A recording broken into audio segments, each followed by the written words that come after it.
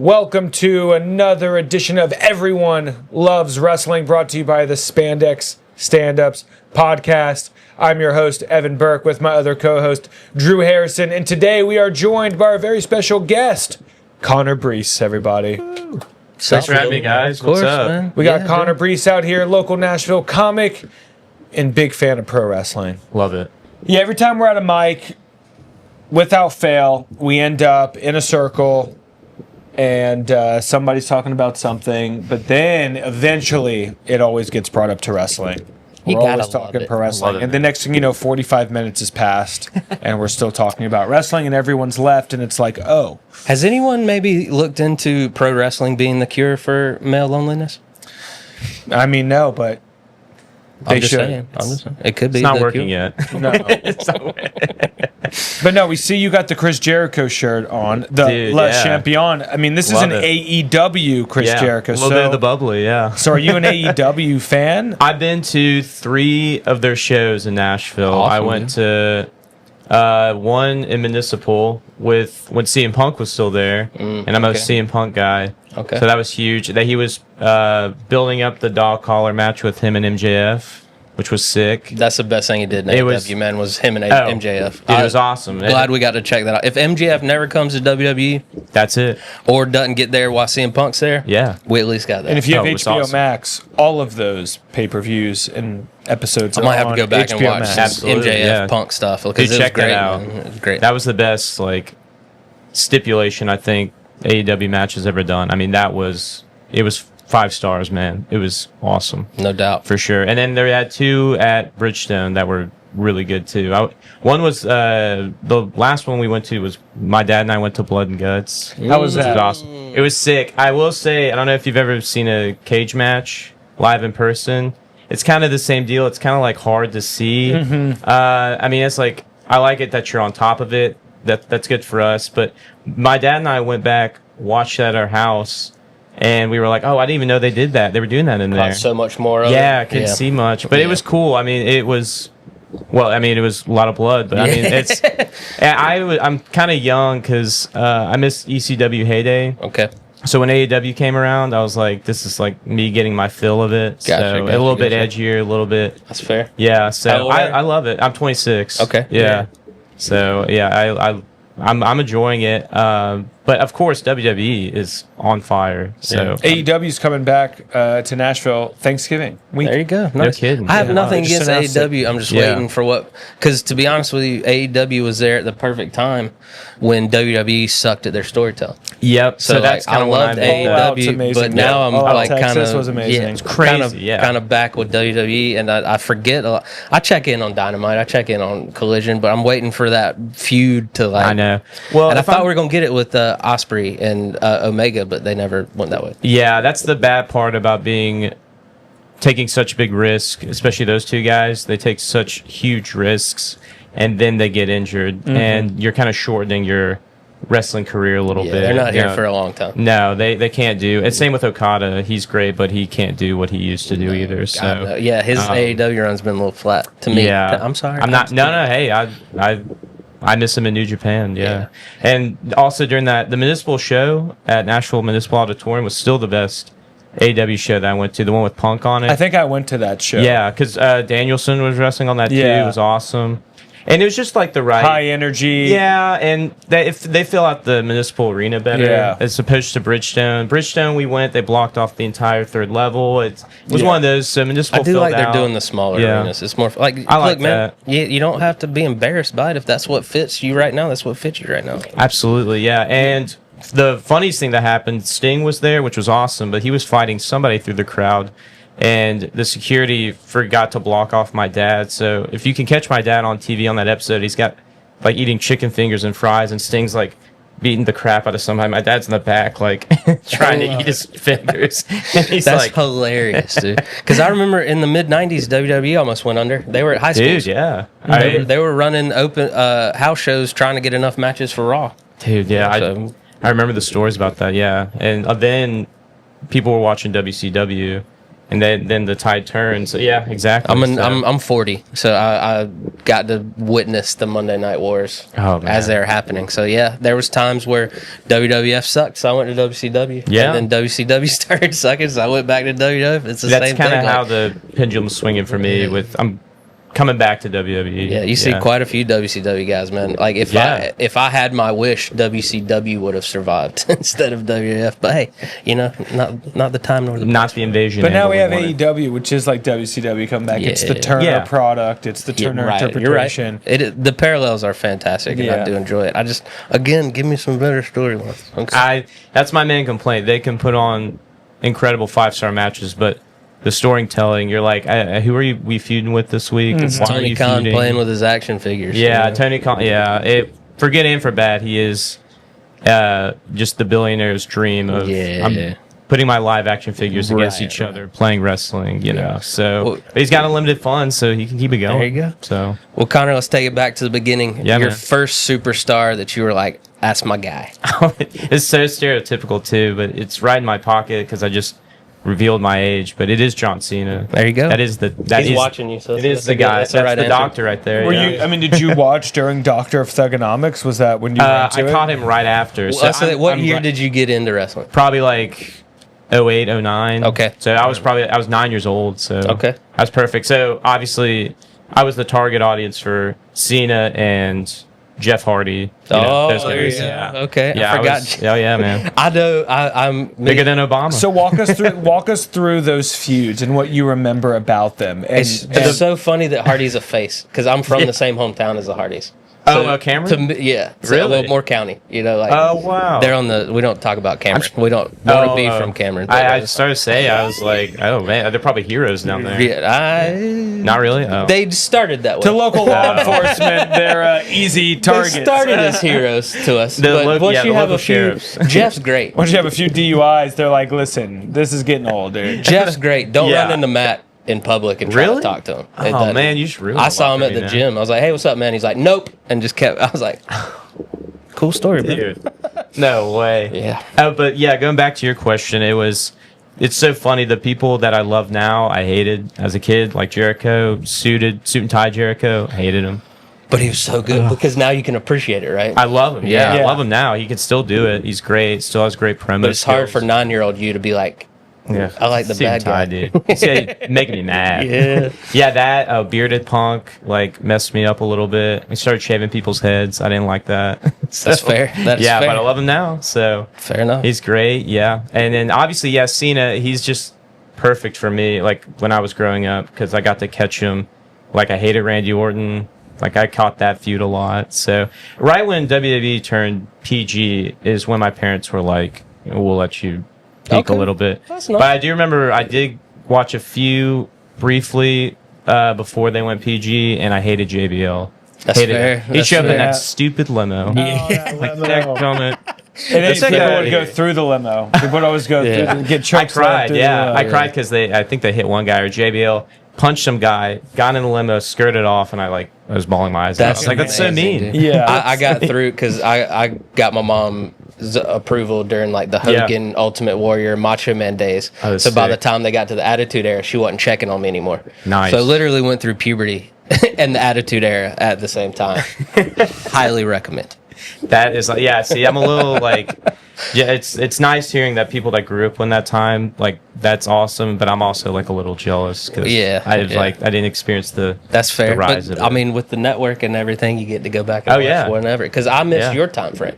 I stopped watching at 2000. Same. That's what people said too. Picked it back up in like 11, 12, somewhere in there, and I've been a fan since. Like, but I took a heavy decade, 12, 13 years off.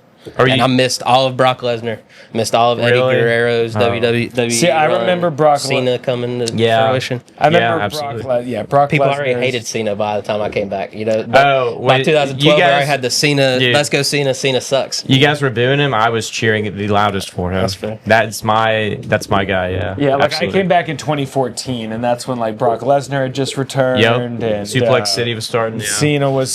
Cena and Orton were kind of like the top guys, but Brock was just running through them. Oh my gosh. Undertaker was still doing his thing, but clearly on his way out. That's one thing. I caught the tail end of Taker, and he could still go a little bit, but by the time I like really got into him, he was still kind of like those hips were gone, bro. Those hips and knees were done for. Yeah, it looks like it hurts. The tombstone hurts, but I mean, it really was hurting him because he just would hit his knees every single time. And that just like they're saying that Hogan had all of his back issues because of the leg drop.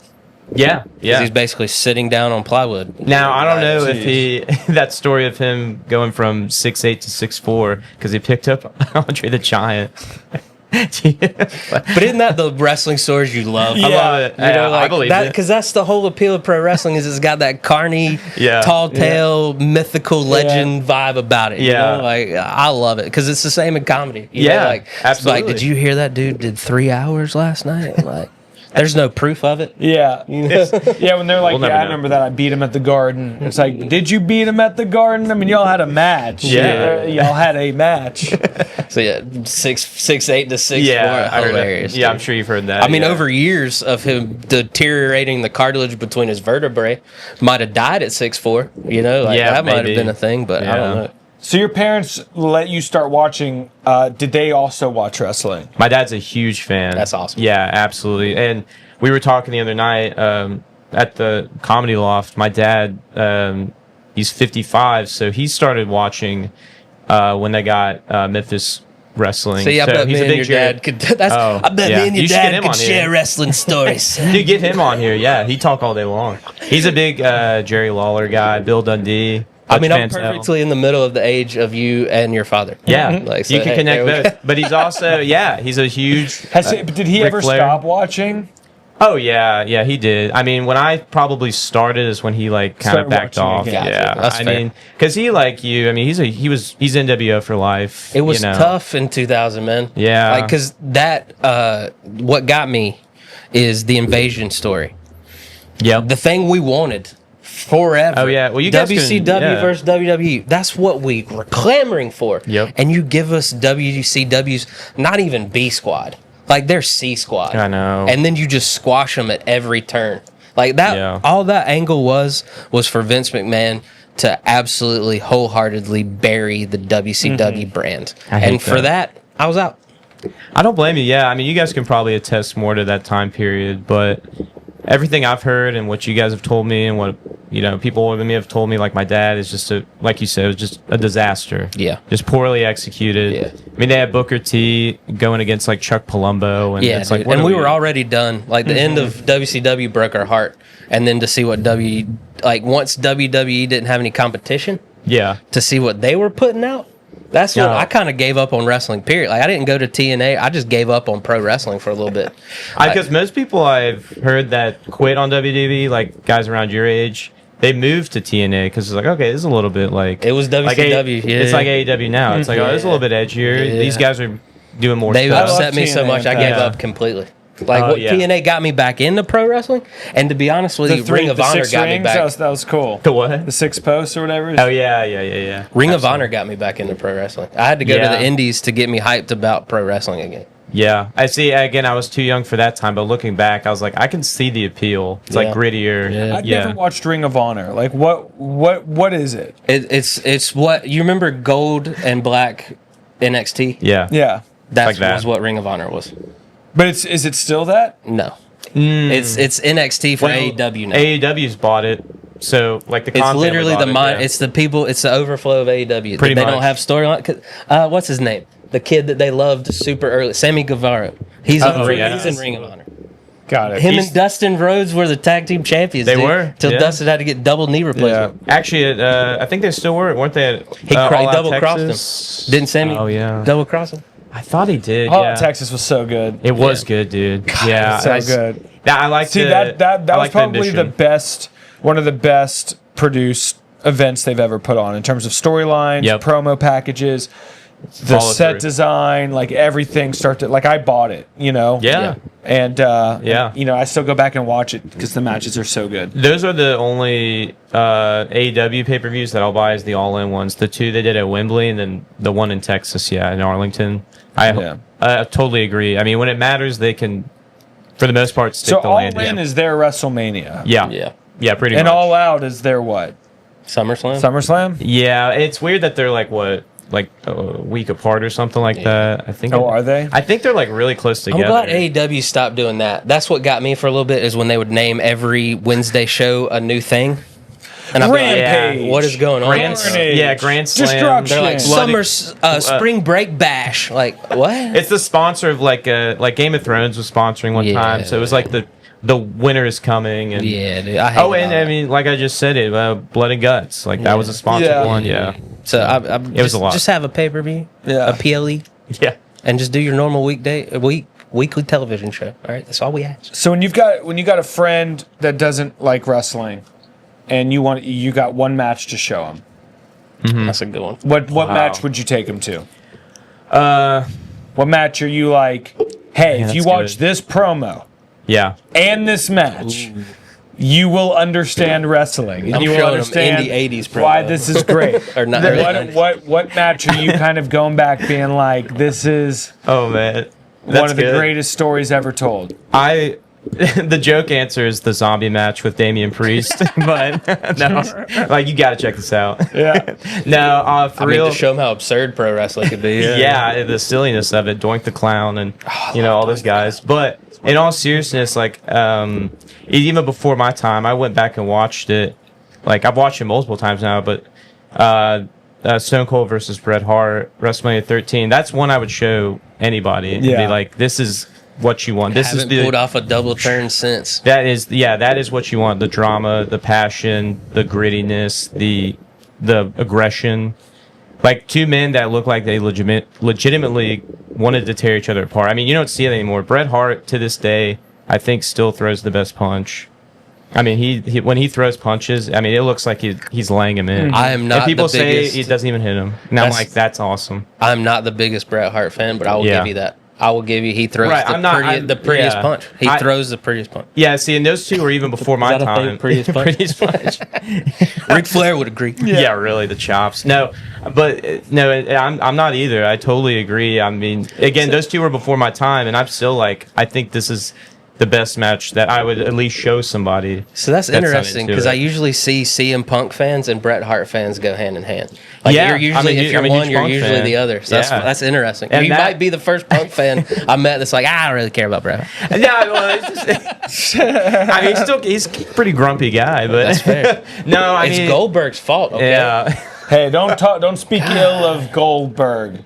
The man, dude. Absolute legend. No, that one and then obviously one I watched was Punk Cena Money in the Bank. I love that one. Yeah, that's a great one. I mean, because again, I was a Cena guy. Everyone in that building, I was like, they were all booing Cena. I was like, shut up, don't do that. Yeah. And then he kissed and blew Vince McMahon goodbye, and legitimately, I thought as a 12-year-old, I was like, he took that title home with him, like he stole it. That was I was remember about that part. Yeah, I remember the Summer of Punk. I watched the pie bomb at my grandmother's house. I remember it so vividly. It was still on like a box television set. 2011. Yeah, 2011. Yeah, and R-Truth put Cena through that table. He sold forever, but I remember he did sell forever. You remember that? Yeah, he's just laying there like,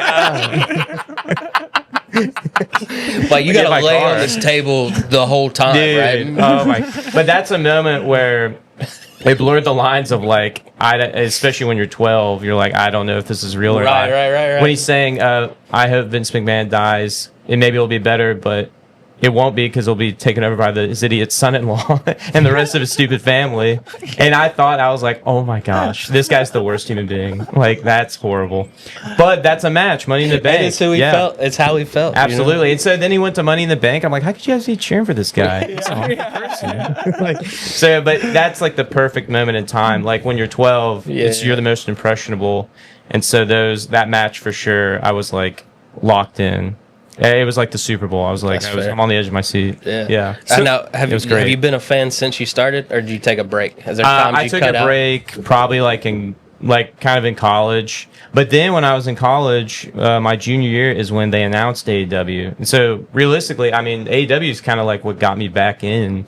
So I took like a few years off, like into high school, starting college, but then midway through college, AEW was announced, and so I was like, I'll check this out. TV 14, that's cool. That's something I haven't seen in a while or ever. Right. So the little attitude era, Yeah. Again, it's like I'm envious of people that got to enjoy the ECW heyday, and so AEW was kind of like the alternative.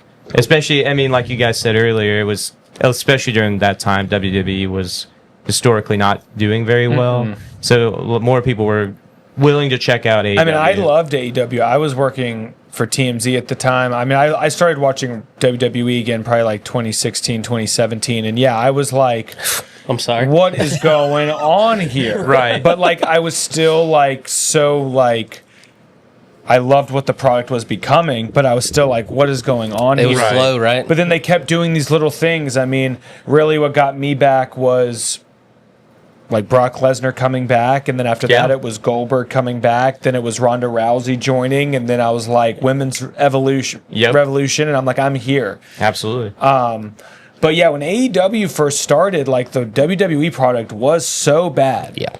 That and had no signs of getting better. And AEW was telling better stories. I mean, AEW's first event was Cody versus Dustin. Awesome match. I mean, check that out. Yeah, dude, that's a good one. The whole AEW hit so many good points early on, like the early Hangman Page, Kenny stuff.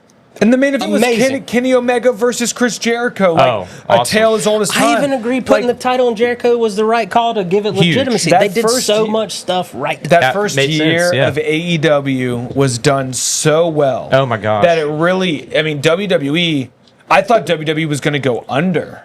Yeah. Like absolutely. I was pulling for all my favorite WWE guys to jump ship. I was like, this is my new thing. Yep. When John Moxley came over, I was like, yeah. I remember when he came into the ring after, like, when Jericho won. I remember when Adam Cole left. When Adam Cole left, I was like, oh no. I was like, WWE is building a whole future around this guy. So if Adam Cole thinks AEW is cooler, then it must be. Then you find out why he left, and then it made you hate WWE even more. Yeah. Like you wanted him to cut his hair and be Keith Lee's manager. What? No. You just made him the guy. Cole? Yeah. Yeah. I don't like that. Because Undisputed Era was legit. Might be one of the best eras in NXT. Yeah, absolutely. Oh, that ruled. Yeah. Well, and then also, like you said, Evan, during that time when you thought it was going to go under, I thought for sure AEW had him when at the same time they signed Adam Cole and Danielson, and then obviously Punk came in.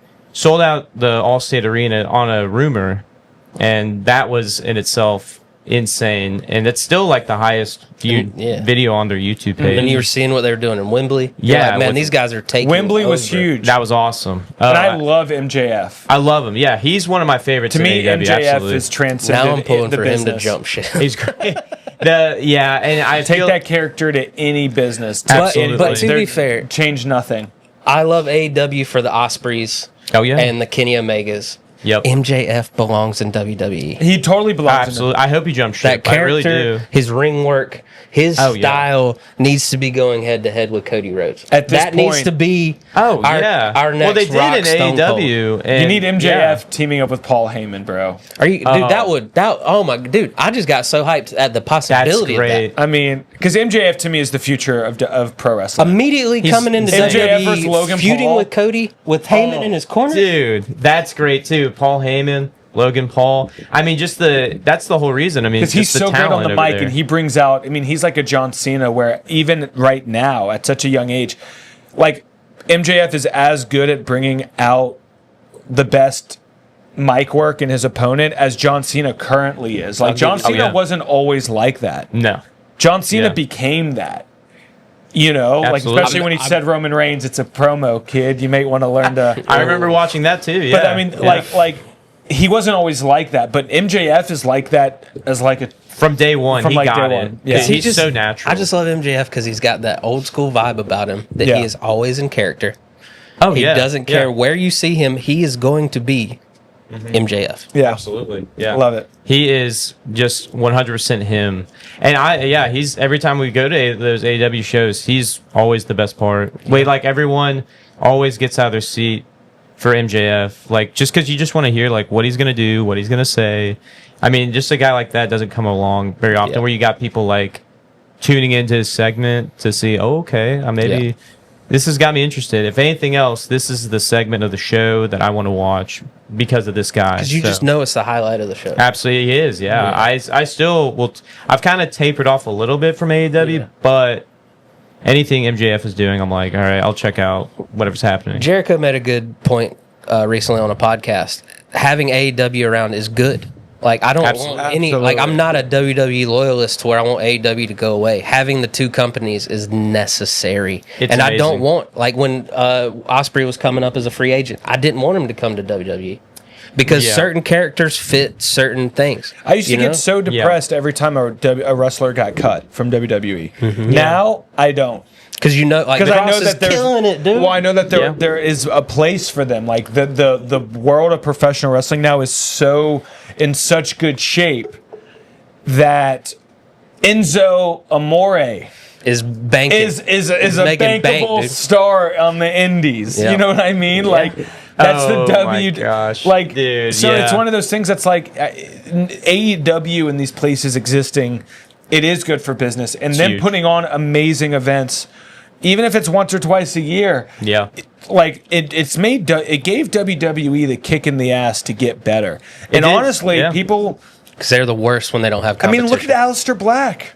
Yeah, prime example of go to AEW, build your stock up, continue to be good, build your stock up, and when the time is right, we can have you back. Yeah, same with Cody Rhodes. I mean, talk about a guy that built his stock up. Yeah. Aleister Black, Cody Rhodes. I mean, sometimes it's like Andrade. Sometimes it's better to like take a little hiatus, come back. Yeah, like there's certain characters just belong. Like the lucha. Like I just feel like WWE does better now. They didn't always, but they do better with the luchadors. Penta and Rey Fenix were one of the best parts of AEW when I watched, and then they jumped ship, and I'm like, well, they're doing great here too. Yeah. So I mean, they fit well. Penta's probably my favorite guy. He's part of the international expansion strategy that WWE is under. And again, as a shareholder, I love it. WWE hit 200 today. Really? Cashed out when they sold to TKO. I mean, I made some money. 200 today. You and The Rock hanging out. They hit 200 today? Really? Oh, man, I sold way too early. Oh, man. Dang it. But whatever. Hey, you win some, you lose some. All right, give us your Mount Rushmore. Top 4 superstars of all time. Man, well, I mean, credit to the shirt. It's in no particular order, right? And this is just your favorite. No particular order. They don't have to be the GOATs. This is your personal me personally. Again, I am going to be showing my age a little bit. So that's your fandom. It's Jericho, again, for the heel work and the face work. And the longevity of Jericho. And during that period, by the way... How many years is Jericho? Since 1990, this man's been wrestling. Oh, he's a monster, yeah. And he's still going. The WWE Universe is stoked about the prospect of this guy popping up at the Rumble. Like, so... I hope so. He already said he... Isn't that what he wants you to believe? So Chris Jericho is a GOAT of this business and deserves what honestly John Cena's getting right now. Like, I hope that we get the Chris Jericho retirement